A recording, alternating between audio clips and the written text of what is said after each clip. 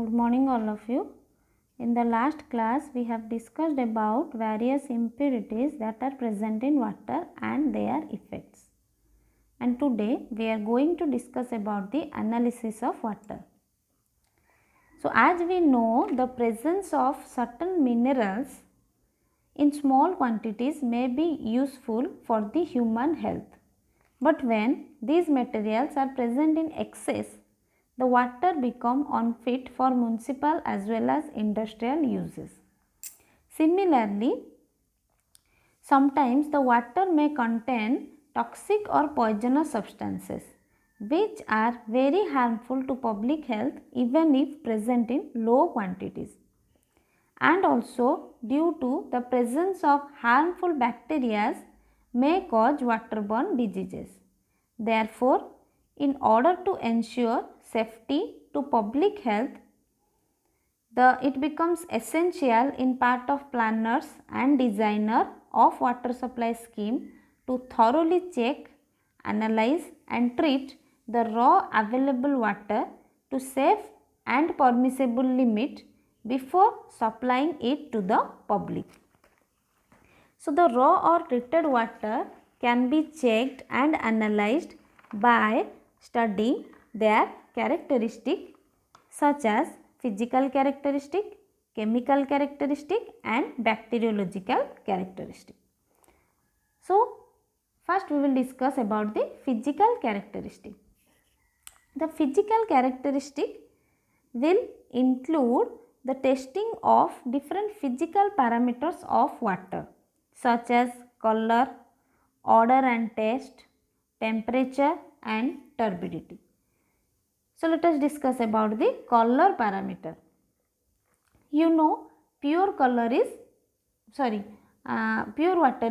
colorless and there are different sources which contribute color to the water. For example, end products of degraded organic matter, the discharge of untreated wastewater from industries like food processing, textile industries, etc. The water may get color from algae metabolism. So, there are various sources from where the water may get color. And the presence of color water is not objectionable from the health point of view, but it may not be acceptable from aesthetic point of view, as people will not like to drink colored water, and also it is unsuitable for certain industries like paper making, textile industries, and it will restrict the penetration of light into the water bodies, which will subsequently retard the photosynthetic reaction.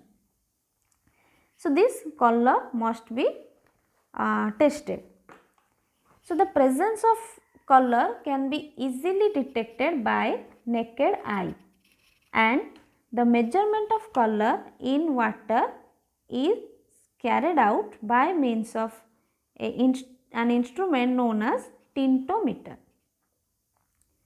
So, tintometer has an eyepiece with two holes.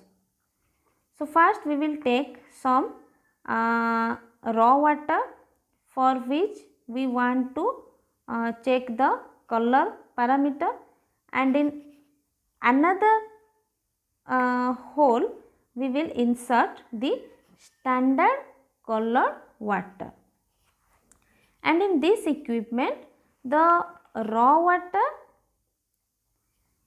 and the color of raw water and the standard colored water will be compared, and when there will be a matching obtained, then that will be considered as the color of the raw water. So, let us first discuss about that how we will prepare the standard colored water. Okay. So, the standard colored water is produced by adding 1 milligram of platinum cobalt in 1 liter of distilled water. So, by adding different proportion of platinum cobalt in distilled water, we will prepare this standard unit of color. For example, when we will add 1 milligram of platinum cobalt in 1 liter of distilled water, it will produce 1 milligram per liter. So, this is also known as 1 ppm. It will also be considered as 1 ppm. ppm means parts per million.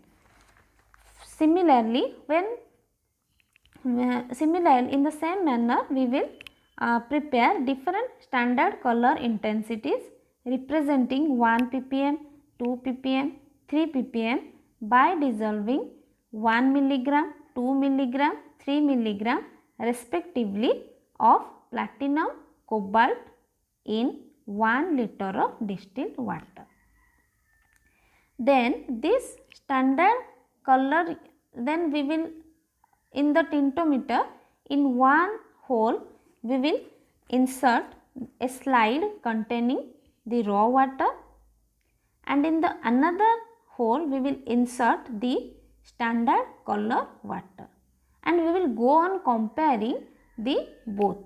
So, when there will be a matching occur, then that at that point we will consider that as the intensity of the raw water.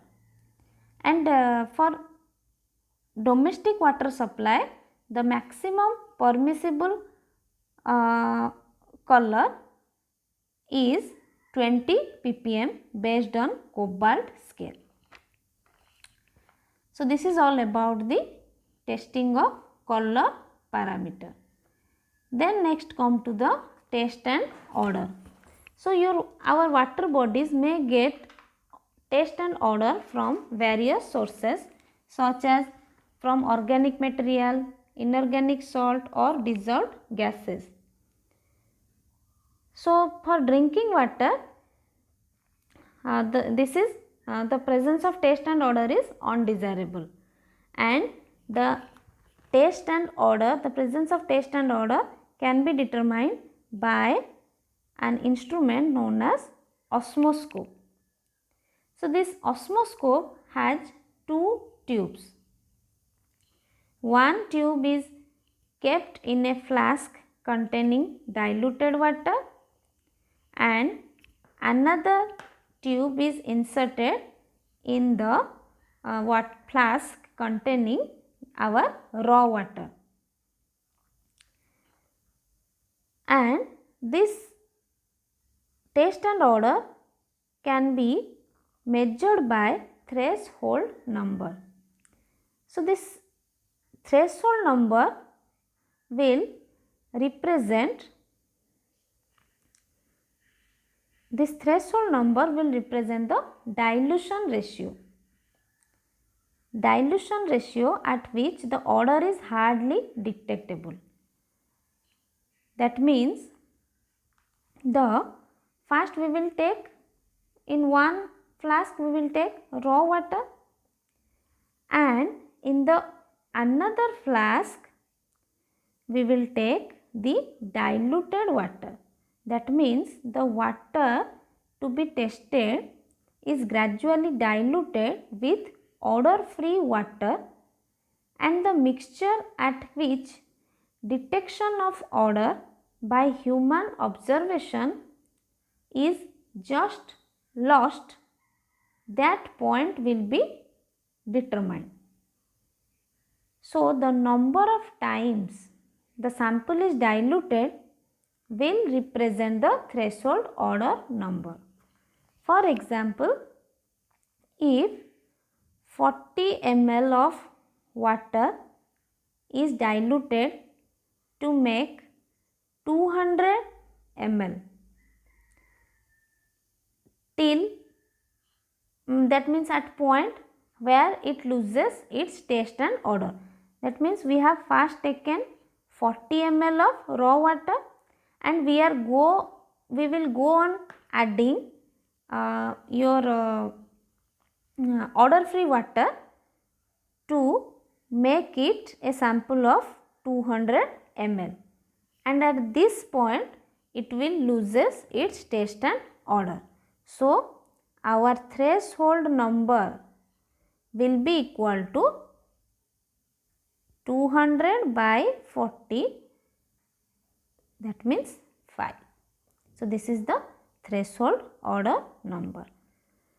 So, in this manner we will find out what is our extent of taste and odor. So, for public water supply, the threshold odor number should be 1 and it should never exceed 3. So, this is all about the testing of color and odor. In the next class, we will discuss some more physical testing of some more physical parameters. Thank you.